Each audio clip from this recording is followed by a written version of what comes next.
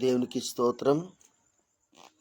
ప్రభునందు ప్రియమైన సహోదరి సహోదరులకు మరి మన ప్రభు రక్షకుడైన యేసుక్రీస్తు నామములో మీ అందరికీ వందనాలు. దేవుని పరిశుద్ధ గ్రంథం నుంచి కొద్ది నిమిషాలు మనం దేవుని వాక్యాన్ని మనం ధ్యానం చేసుకుందాం. అవకాశం ఉన్న ప్రతి ఒక్కరూ దేవుని మాటలు ఆసక్తితో ఆలకించాలని ప్రభు పేరట మీకు తెలియజేస్తున్నాను. ప్రార్థన చేసుకుందాం. ప్రార్థన చేసుకుని దేవుని వాక్యాన్ని మనం ధ్యానం చేసుకుందాం. ప్రార్థన.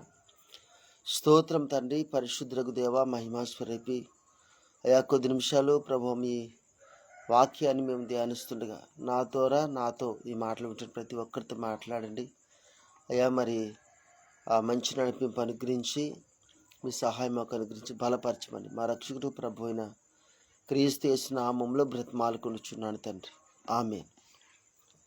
దేవుని బిడ్డలారా, మరి దేవుని వాక్యాన్ని మనం అపోస్తలుడైన పేతురు గారి గురించి మనం ధ్యానం చేసుకుందాం. అపోస్తలుడైన పేతురు గారి గురించి మనము ధ్యానిద్దాము. మత్తయి సువార్త 4వ అధ్యాయము 18వ వచనం చదువుతున్నాను. మత్తయి సువార్త 4:18. యేసు గలిలయ సముద్ర తీరమున నడుచుచుండగా పేతురు అనబడిన సీమోను, అతని సహోదరుడైన అంద్రెయ అను ఇద్దరు సహోదరులు సముద్రంలో వలవేయుట చూచిన వారు జాలర్లు. ఆయన, నా వెంబడి రండి, నేను మిమ్మును మనుషులను పట్టు జాలరులుగా చేతులని వారితో చెప్పాను. వెంటనే వారు తమ వలలు విడిచిపెట్టి ఆయనను వెంబడించిరి. దేవుని వాక్యాన్ని మనం ఆలోచన చేస్తే, యేసు ప్రభు వారు సముద్ర తీరాన్ని నడుస్తూ ఉండగా పేతురు అనబడిన సీమోను, అతని సహోదరుడైన అంద్రెయ కలిసి వలలు వేస్తున్నారు. అలా వలలు వేస్తున్న వ్యక్తులను చూసి ప్రభు అంటారు, నా వెంబడి రండి, నేను మిమ్మల్ని మనుషులు పట్టే జాలాలుగా చేస్తాను అని యేసు ప్రభు వారి పేతురును అంద్రెయను పిలిచినట్టు మనం చూస్తాం. అంటే దేవుని బిడ్డలను మనం ఆలోచన చేస్తే యేసు ప్రభు వారు తన పని కొరకు, తను వాడుకోవడం కొరకు ఎవరిని పిలిచాడంటే, పేతురు తన సహోదరునితో కలిసి పని చేస్తున్నాడు కనుక పనిచేసే వ్యక్తినే యేసు ప్రభు తన పని కొరకు పిలిచాడు అనే విషయాన్ని మీరు గమనించాలి. అందుకనే మనం ఆలోచన చేస్తే దేవుని పని కొరకు దేవుని చేతిలో వాడబడాలంటే ఖచ్చితంగా వారు పని చేసేవారై ఉండాలి. ఎందుకంటే సోమరులు దేవుని పనికి పనికిరారు. సోమరులు దేవుని పనికి పనికిరారు. అందుకని బైబిల్ ఇలా రాయబడి ఉంది, సోమరి సీమల వద్దకు వెళ్ళుము, వాటి నడతలు కనిపెట్టి చూడుము అని బైబిల్ ద్వారా దేవుడు మనతో చెప్తున్నాడు. అందుకనే దేవుని బిడ్డలారా, చాలామంది దేవుని చేతిలో వాడబడాలి అని చాలామంది ఆశపడుతూ ఉంటారు.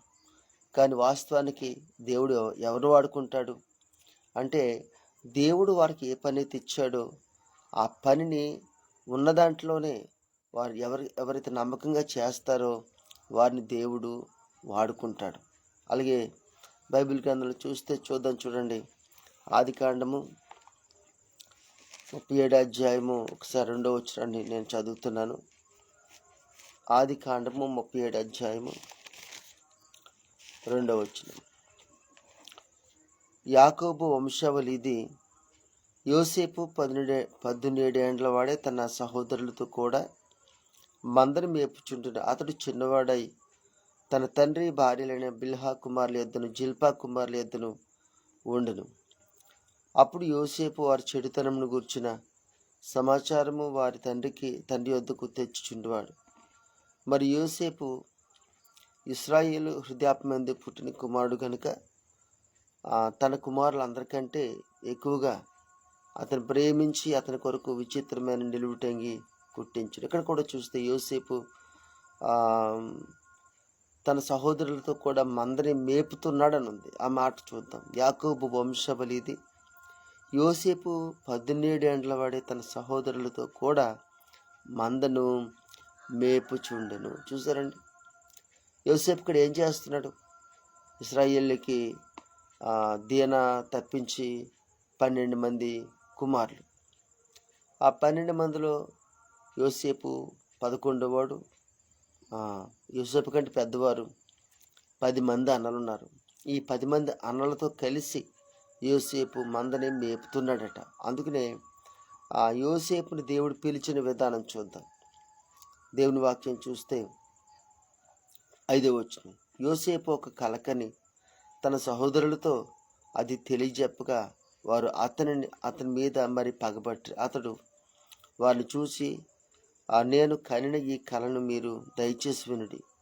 అదేమనగా, మనము చేనుల పనులు కట్టుచుంటుమి, నా పనులేచి నిలుచుండగా మీ పనులు నా పనును చుట్టుకుని నా పనుకు సాష్టాంగపడినని చెప్పెను. చూసారా, ఇక్కడ యోసేపుని దేవుడు ప్రత్యేకించుకున్న తీరు చూస్తే ఒక కళ వచ్చింది. కళలో అందరూ కూడా ఆ చేలోకి వెళ్ళి పనులు కడుతుంటే యోసేపు పన మాత్రమే లేచి నిలబడిందట. ఉన్న అన్నల పనులు అన్నీ కూడా యోసేపు పనకు సాష్టాంగపడ్డాయి. అంటే దీన్ని బట్టి మనకి ఏం కనపడుతుందంటే యోసేపుని దేవుడు ఏర్పరచుకున్నాడు అనే విషయాన్ని మనం గమనిస్తున్నాం. ఈరోజు ఈ మాటలు ఉంటున్న స్నేహితులారా, దేవుడు మిమ్మల్ని తన పని కొరకు వాడుకోవాలంటే, దేవుడు మిమ్మల్ని ప్రత్యేకించుకోవాలంటే ఖచ్చితంగా మీరు పని చేసేవారే ఉండాలి. చూడండి, ఒకసారి మనం చూస్తే మత్తయి సువార్త 4వ అధ్యాయం చూస్తే 18వ వచనం, యేసు గలిలయ సముద్ర తీరం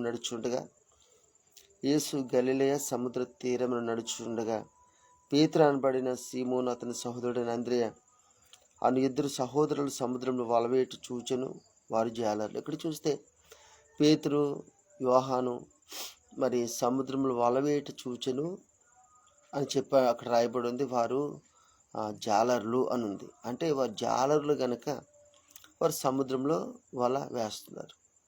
అంటే దీన్ని బట్టి మనం ఆలోచన చేస్తే ఏ పని చేయాలంటే, యేసు ప్రభు వారు సముద్ర తీరం నడుచుకుంటూ వెళ్తుంటే అక్కడ ఉన్నవారు పేతురు అలాగే అంద్రియ వీళ్ళు జాలర్లు కనుక వాళ్ళు చేపలు పడుతున్నారు. అలాగే ఇలా అనుకుందాం, ఒకవేళ డ్రైవరు ఏం చేస్తాడంటే డ్రైవింగ్ చేస్తాడు, ఒక తాపి మేస్త్రి తాపి పని చేస్తాడు, వడ్రం మేస్త్రి వడ్రం పని చేస్తాడు, వ్యవసాయము చేసేవారు వ్యవసాయం పని చేస్తారు. అంటే ఎవరికి ఏ పని కలిగి ఉంటే ఆ పని చేస్తారు. అలాగే వారు కలిగిన పనిలో ఎవరైతే బాధ్యత కలిగి ఉంటారో వారు దేవుడు ఖచ్చితంగా పిలుచుకుంటాడు అన్నమాట. అందుకనే యాకోబుకి గొర్రెలు ఉన్నాయి, వాళ్ళు గొర్రెలు కాసే ఆ విధానం కలిగిన వారు. అందుకనే యోసేపు గొర్రెలు కాస్తున్నాడు.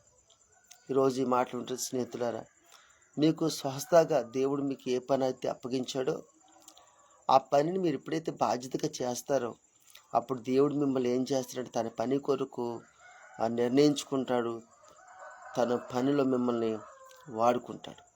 కానీ విచిత్రం ఏంటంటే చాలామంది వారికి అప్పగించిన పనిని వారు బాధ్యతగా చేయడానికి ఎంతమాత్రం కూడా ముందుకు వెళ్ళరు, ఆసక్తి కనపరచరు.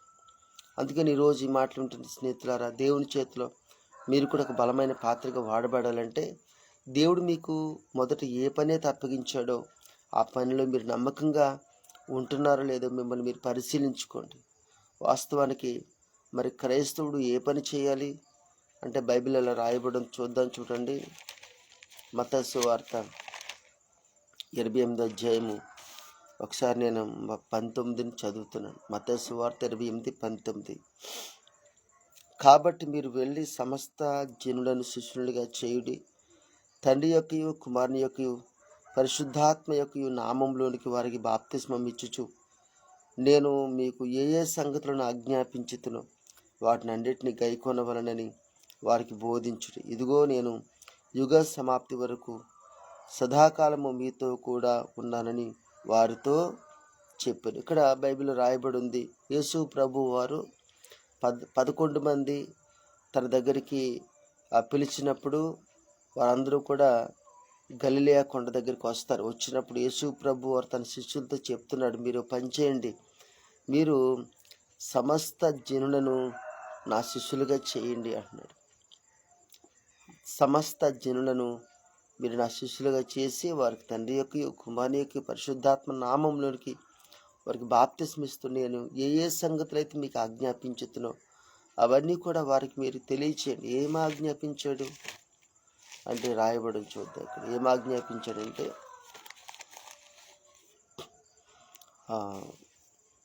మార్కు సువార్త 16:15 మరి మీరు సర్వలోకమునకు వెళ్ళి సర్వ సృష్టికి సువార్తను ప్రకటించడం అని అంటాడు.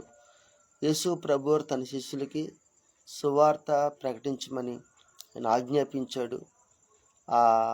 అదే యేసు ప్రభువారు మీరు సర్వజనులను నాకు శిష్యులుగా చేయడని ఆజ్ఞాపించాడు. ఈరోజు ఎవరైతే యేసు ప్రభువుని తన దేవుడిగా తన రక్షకుడికి అంగీకరించారో వాళ్ళు ఎవరంటే యేసు ప్రభు వారికి శిష్యులు. యేసు ప్రభు వారికి శిష్యులు అంటే గమనించండి, శిష్యుడు అనే మాటకు అర్థం ఏంటంటే గురువుని వెంబడించేవారు. గురువు ఏ పని అయితే చేస్తున్నాడో ఆ పని చేయడానికి పిలువబడ్డవాడు, గురువులే జీవించడానికి ఏర్పాటు చేయబడ్డవాడని మనం గమనించాలి. ఈరోజు దేవుని బిడ్డలారా, సహోదరి సహోదరులారా, వాస్తవానికి ఒక క్రైస్తవుడు అంటే క్రీస్తుని వెంబడించేవాడు. గమనించండి, యేసు ప్రభు దేవుడని నమ్మి మారు మనసు పొంది బాప్తిసం పొంది రక్షింపబడ్డ ప్రతి ఒక్కరూ ముందు ఎలా పిలువబడ్డారంటే శిష్యులుగా పిలువబడ్డారు. ఆ శిష్యులైన మనమందరం ఒకవేళ ఈ మాటలు వింటున్న మీలో యేసు ప్రభుని విశ్వసించిన వారైతే మీరెవరో తెలుసా? ప్రభువుకి శిష్యులు. యేసు ప్రభువు కొరకు సిద్ధపరచబడ్డ శిష్యులు. మీరు ఏం చేయాలి? ఖచ్చితంగా మీరు సువార్త ప్రకటించాలి. మీరు అడగచ్చు, ఎలా ప్రకటించగలమండి? మా వల్ల ఏమవుతుంది అని మీరు అడగచ్చు. ఒకవేళ మీరు ఇంట్లో అంటే ఇంట్లోనే ఉండి చక్కగా ఇంటి పని చేసుకుంటున్న వారు కావచ్చు. గమనించండి, నేనేమంటే చాలామంది స్త్రీలు చక్కగా ఇంట్లో ఉంటూ వారికి అప్పగించిన పని చక్కగా చేసుకుంటూ ఉంటారు. అలాంటి వారు మీరు కావచ్చు, అయినా పర్వాలేదు. శిష్యుడు అంటే అర్థం ఏంటంటే ఆ గురువుని వెంబడించేవాడు. మనం యేసు ప్రభువుకి శిష్యులు కనుక మనందరికీ ప్రభు పని అప్పగించాడు. ఏం పని అంటే సువార్త ప్రకటించే పని. ఆ సువార్త ప్రకటించే పని ఎలా అప్పగించాలంటే నేను ఎలా చెప్తాను దేవుని బిడ్డలారా, ఆలోచించేయండి. ఏంటంటే మనం కొన్నిసార్లు కొన్ని సందర్భాల్లో మనము బండి మీద వెళ్తున్నప్పుడు కానీ, లేకపోతే కొన్నిసార్లు బస్సు మీద వెళ్తున్నప్పుడు కానీ, కొన్ని సందర్భాల్లో మన ఏదైనా కారు మీద వెళ్తున్నప్పుడు కానీ గమనించండి, కొన్ని బిల్డింగులు చూస్తూ వెళ్తూ ఉంటాం. ఒక బిల్డింగ్ చూడు చాలా అందంగా కనపడుతుంది అంటారు, చాలా బాగుంది ఆ బిల్డింగు. అది బాగుందని ఎలా తెలిసింది అంటే దాని వైపు చూడగానే అర్థమవుతుంది. అలాగే కొంతమంది కొన్ని గృహాల్లోకి వెళ్తాం, మనం లోనికి వెళ్ళి చాలా అందంగా కనపడుతుంది, అరే చాలా బాగుంది ఈ గృహం అనుకుని. ఎందుకని అంత అందంగా ఆ గృహాన్ని వారు కట్టారా? ఎప్పుడైతే చక్కగా వారు కట్టారో చూడగానే మనం ఏం చేస్తామంటే ఆకర్షింపబడిపోతామన్నమాట. అలాగే దేవుని బిడ్డలారా, మనం కూడా మనం చెప్పకుండానే మనము దేవుని బిడ్డలము అని ఎదుటివారు ఎలా గుర్తుపడతారు, ఎలా వారు తెలుసుకుంటారంటే ఖచ్చితంగా మన ప్రవర్తన వల్లనే. సువార్త ప్రకటించడం అంటే మనం బైబిల్ పట్టుకొని ఇంటింటికి వెళ్ళి చెప్పడం మాత్రమే కాదు. ఎప్పుడైతే మన యేసు ప్రభుని మన దేవుడిగా మన రక్షకుడిగా మనం అంగీకరిస్తామో ఖచ్చితంగా మన ప్రవర్తనలో మార్పు అనేది రావాలి. కారణం ఏంటి చూడండి. కారణం ఏంటంటే ఈ మాట చెప్పేసి నేను ప్రార్థన చేస్తాను. చూడండి, రోమీయులకు రాసిన పత్రిక 12:2 చదువుతున్నాను. ఇలా రాయబడి ఉంది, మీరు ఈ లోక మర్యాదను అనుసరింపక ఉత్తమమును అనుకూలమును సంపూర్ణమై ఉన్న దేవుని చిత్తం మీద పరీక్షించి తెలుసుకున్నట్లు మీ మనస్సు మారి నూతన మగుట వలన రూపాంతరము పొందుడి. చూసారా అని అంటాడు. మీరు ఈ లోక మర్యాదను అనుసరింపక దేవుని చేత మీద తెలుసుకున్నట్లు మీ మనస్సు మారి ఆ నూతన మగుట వలన రూపాంతరము పొందండి. ఎవరైతే యేసు ప్రభువుని తమ దేవుడిగా, తమ రక్షకుడిగా అంగీకరిస్తారో వాళ్ళు గమనించండి, వారి మనసు మార్చుకోవాలి. దేవుని చిత్తాన్ని తెలుసుకుని దేవుని చిత్తాన్ని వెంబడించేటట్లు వారి మనసు మారి రూపాంతరం చెందాలంట. యేసు ప్రభు వారు రూపాంతర కొండ మీద ప్రార్థనలో గడిపి రూపాంతరం చెందడం మనం చూస్తాం. అలాగే మనం చాలాసార్లు వింటాం, గొంగళ పురుగు చేతకు చిలకలాగా ఆ గొంగళ పురుగు చేతకు చిలుక వలె మారి రూపాంతరము చెందుతుంది. అలాగే మనం కూడా యేసు ప్రభువుని మన దేవుడిగా, మన రక్షకుడిగా ఎప్పుడైతే అంగీకరించిన తర్వాత మనం ప్రభువుతో గడిపి మనం కూడా రూపాంతరం చెందాలి. అవునండి, నాకు తెలిసిన కొంతమంది ఉన్నారు. ఒకప్పుడు వారు చాలా ఎక్కువగా మద్యపానం చేసేవారు. వాళ్ళు ఎక్కువగా మద్యపానం చేసేవారు. ఎప్పుడైతే యేసు ప్రభువుని తమ దేవుడిగా, తమ రక్షకుడిగా అంగీకరించారో వాళ్ళు ఆ దేవునితో గడపడం ద్వారా ఆ చెడ్డ తలంపు నుంచి, చెడ్డ అలవాట్ల నుంచి వారు బయటకు వచ్చేసారు. ఇప్పుడు చక్కగా త్రాగడం మానేశారు. అలాగే దేవుని బిడ్డలారా, నాకు తెలిసిన వారు కొంతమంది ఉన్నారు. దేవుని బిడ్డలారా, స్త్రీల్లో కూడా చాలా వ్యక్తులు మారు మనసు పొందిన తర్వాత ప్రవర్తన మార్చుకున్నవారు ఉన్నారండి. అంటే ఎప్పుడైతే యేసు ప్రభుని మన దేవుడిగా, మన రక్షకుడిగా అంగీకరిస్తామో ఖచ్చితంగా మన మనసు మారాలి. మనుషులు మారితే మరలా వెనక్కి వచ్చేస్తాం, కానీ మనసు మారాలి. లోక మర్యాద చూడ ఆ మాట ఉంది, మీరు ఈ లోక మర్యాదను అనుసరింపక మన మనసు మారితే మనం ఏం చేయమంటే ఈ లోక మర్యాదను మనం అనుసరించి ఇల్లు కట్టామనుకోండి. లోక మర్యాద ఏంటి అంటే ఇల్లు పునాది తీసేటప్పుడు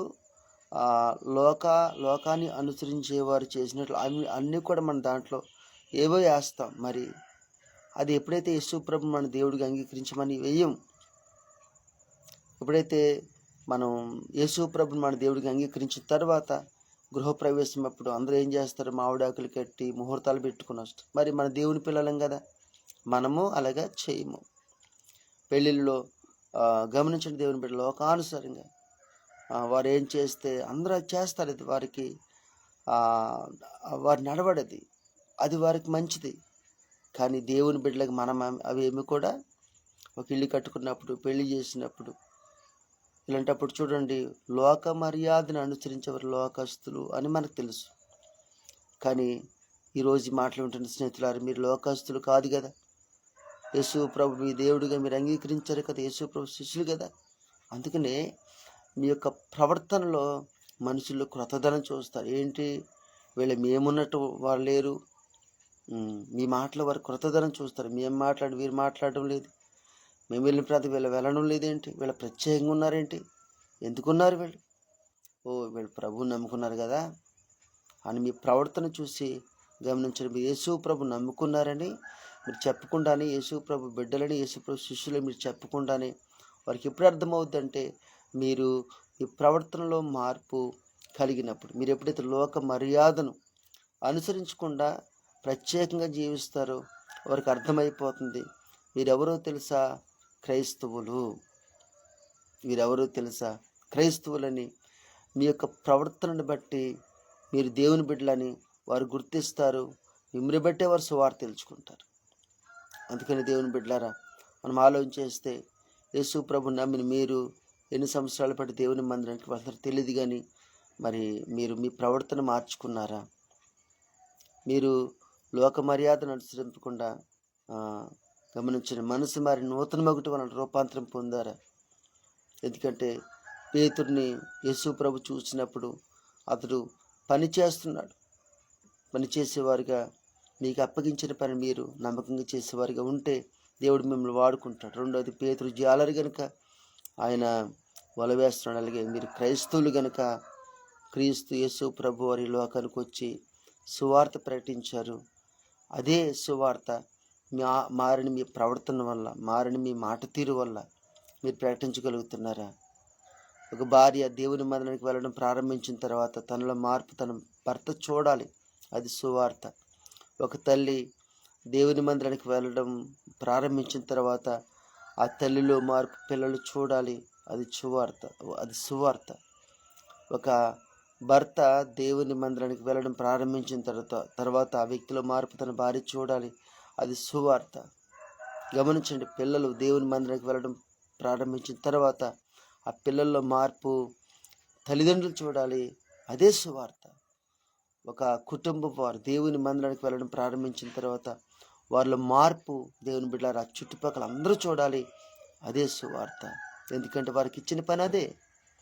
రోజు మాటలుంటే స్నేహితులారా, మీ కుటుంబము అంతా దేవుని మందిరానికి వెళ్తున్న మంచిదే. మరి మీలో మార్పు మీ చుట్టుపక్కల వారు గమనించారా? గమనించండి. నేను ఎలా అనుకుంటున్నాను, ఉప్పులో ఉప్పుదనం ఉంటేనే కదా అది ఉప్పు అవుతుంది, లేకపోతే ఉప్పు ఎందుకు అవుతుంది? అది గమనించండి. క్రైస్తవుల్లో క్రీస్తును పోలిన మార్పు ఉంటేనే క్రైస్తవుడు. క్రీస్తుని వెంబడించేవాడే క్రైస్తవుడు. ఒకవేళ ఇంకా క్రైస్తవుడిగా చెప్పుకుంటూ కూడా మార్పు లేకపోతే, ఓ స్నేహితుడు నువ్వు క్రైస్తవుడు అని నువ్వు అనుకుంటున్నావు, కానీ దేవుడైతే దానికి అంగీకరించడం లేదు. ఓ స్నేహితురాలు నువ్వు క్రైస్తవురాలు నువ్వు అనుకుంటున్నావు, కానీ దేవుడు దాన్ని అంగీకరించడం లేదు. ఆ మాట చూద్దాం, చూడండి. ఆ దేవుడు ఆ విషయాన్ని అంగీకరించడం లేదు. ఎందుకంటే మార్పు చెందిన వారే క్రైస్తవులు, ప్రవర్తనలో మార్పు వచ్చిన వారే క్రైస్తవులు. చూద్దాం, చూడండి. 3వ అధ్యాయము, ప్రకటన గ్రంథము 3వ అధ్యాయము 1వ వచనం. 7 నక్షత్రములను దేవుని 7 ఆత్మలు గలవాడు చెప్పు సంగతులు ఏమనగా, నీ క్రియలను నేను ఎరుగుదును.